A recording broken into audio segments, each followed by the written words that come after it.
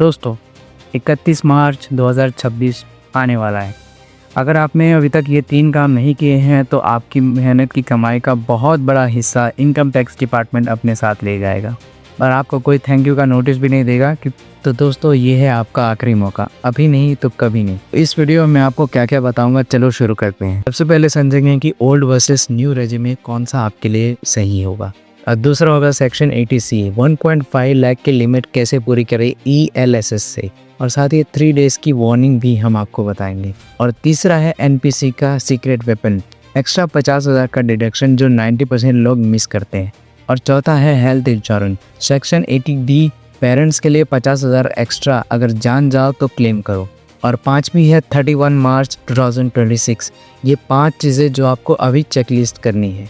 और एंड में old versus new रेजिमे का एक टेबल, एक नज़र और सब क्लियर।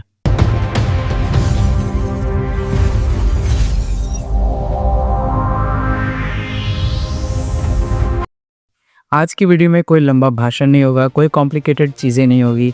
मैं आपको सिर्फ 3 डायरेक्ट चीज़ें बताऊंगा, सीधा, सिंपल और काम का, जो कि आपका सीधा टैक्स बचाएगा।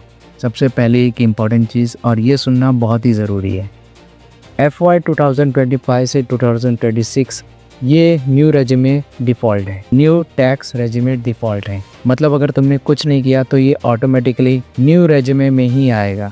अब प्रॉब्लम ये है कि सेक्शन 80C और 80D और NPS 80CCD 1B ये सारी डिडक्शन ओल्ड टैक्स रेजिमे में ही मिलती है। तो फिर न्यू रेजिमे में ये सब ज़ीरो, नल्ला, यानी कुछ नहीं, बस एम्प्लॉयर का NPS कंट्रीब्यूशन मिलता है। 80CCD 2 के थॉट, तो पहले डिसाइड करो कि तुम किस रेजिमे में हो। नहीं पता तो अपनी सैलरी स्लिप देखो या फिर HR से पूछो। अगर ओल्ड रेजिमे चूज़ किया है तभी आगे की टिप्स काम आएगी। लेकिन आप हमारे चैनल लुमिना ऋतिक पे आए हो तो आपको एक लुमिना टिप ज़रूर दूंगा। न्यू रेजिमे में टैक्सेबल इनकम 12 लाख तक ज़ीरो टैक्स है, साथ ही 75,000 का स्टैंडर्ड डिडक्शन और साथ ही 60,000 का रिबेट 87A। अगर आपकी इनकम 12 लाख से कम है तो आपके लिए न्यू टैक्स रेजिमे आपके लिए सही हो सकता है, डिडक्शन की ज़रूरत नहीं पड़ेगी। चलो अब असली गेम शुरू करते हैं। सेक्शन 80C, यहाँ 1.5 लाख का एक स्लाइड मिलता है, मतलब 1.5 लाख आप टैक्सेबल इनकम से बाहर कर सकते हैं। अगर तुम 30% स्लैब में हो तो सीधा 46,800 आपके बच जाएंगे, बस ये नंबर नोट कर लो, वरना गए पैसे हाथ से। अब ये सवाल आपके पैसे वाले दिमाग में तो ज़रूर आ रहा होगा कि कौन सी चीज़ सेक्शन 80C में आती है। तो सेक्शन 80C में 5 चीज़ें आती हैं। तो सबसे पहले आती है ELSS यानी इक्वलिटी लिंक्ड सेविंग स्कीम और टैक्स सेविंग म्यूचुअल फंड, जो सबसे पॉपुलर है, वो तो सबको पता ही होगा। और दूसरा है EPF यानी एम्प्लॉय प्रोविडेंट फंड, जो आपकी सैलरी से तो ऑलरेडी कट ही रहा है। और तीसरा है PPF यानी पब्लिक प्रोविडेंट फंड, अगर कोई भी इंस्टॉलमेंट बाकी है तो जाके अभी भरो।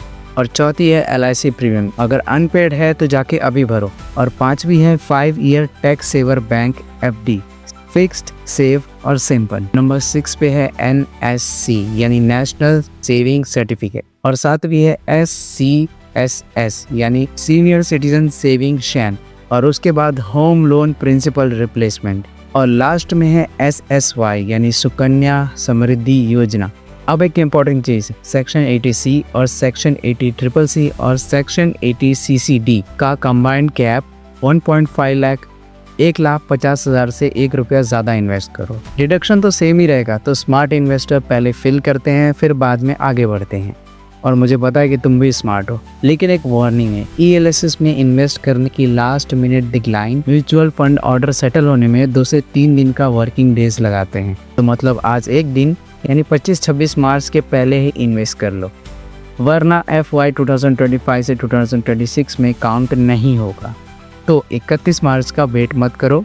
अब मेरी फेवरेट चीज़ जो 90% लोग मिस कर देते हैं, यानी कि नेशनल पेंशन सिस्टम यानी NPS का सेक्शन 80CCD, ये 50,000 का एक्स्ट्रा डिडक्शन है सेक्शन 80C की, यानी 1.5 लाख के लिमिट के ऊपर। तो टोटल हो गया 2 लाख रुपीज़, यानी 30% के ब्रैकेट वाला सिर्फ NPS के जरिए, यानी 15,600 एक्स्ट्रा बच गए सिर्फ NPS में 50,000 डाल के, कि यार ये तो सीधा प्रॉफिट है। तो अब NPS की कुछ इंपॉर्टेंट बातें करते हैं। सिर्फ NPS में टियर 1 अकाउंट पे कंट्रीब्यूशन पर डिडक्शन मिलती है, टीयर 2 पे नहीं मिलती। एनपीएस टीयर 1 अकाउंट सिर्फ 10 से 15 मिनट के लिए ही ENPS वेबसाइट पे खुलती है। अब बात करते हैं प्राण की। नहीं, मैं वो आपके प्राण या मेरे प्राण की बात नहीं कर रहा हूँ, मैं बात कर रहा हूँ PRAN की, यानी permanent retirement account number. Ready रखो ITR फिलिंग के लिए। ये डिडक्शन सिर्फ ओल्ड टैक्स रेजिमे में ही मिलता है, न्यू रेजिमे में 18 CCD अवेलेबल नहीं है। लेकिन आप आए हो हमारे लूमिया ऋतिक चैनल पे तो आपको एक लूमिया टिप भी जरूर दूंगा। अगर आपके एम्प्लॉयर भी NPS में कंट्रीब्यूट करते हैं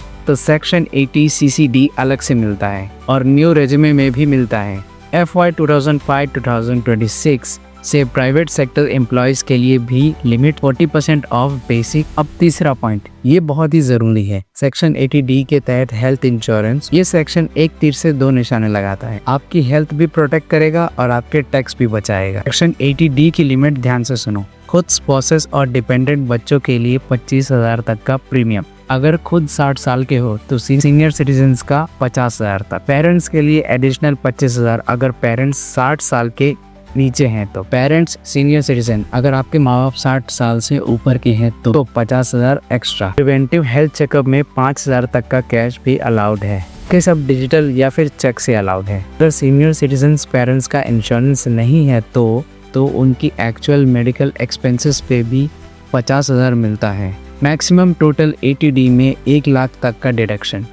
अगर खुद के साथ साथ पेरेंट्स भी दोनों सीनियर सिटीजन हो तो प्लस DA हो गई है। अब ये एक छोटी सी warning, tax benefit 0, health insurance premium only. सिर्फ डिजिटल चेक या बैंक से ट्रांसफर करो। कैश पेमेंट में सेक्शन 80D का लाभ नहीं मिलता है। सिर्फ प्रिवेंट चेकअप में ही कैश अलाउड है। रिन्यू चेक करो, अगर मार्च में ड्यू था और अगर रहेगा तो उसे आज ही डिजिटल पेमेंट कर दो। 31 मार्च से पहले ही पेमेंट होनी चाहिए। यार अब सीधा चेकलिस्ट करते हैं। ये 5 चीज़ें अगर रेडी नहीं है तो आप बहुत बुरी तरीके से पछताओगे। तो अभी जाके इसे स्क्रीनशॉट ले लो, लेकिन इसे ज़रूर पूरा करो। सेक्शन 80C इन्वेस्टमेंट 1.5 लाख की लिमिट पूरी है क्या? अगर नहीं है तो ELSS पे जाओ, अगर नहीं में है तो। दूसरी, NPS टीयर 1 में 50,000 डाला क्या? अगर नहीं तो PRAN तैयार रखो। और तीसरी, हेल्थ इंश्योरेंस को प्रीमियम पेड किया? अगर नहीं किया है तो डिजिटल पेमेंट ही करना। और चौथी, सारे रिसीप्ट्स और डॉक्यूमेंट रेडी हैं, जैसे इंश्योरेंस पॉलिसी, ID, PRAN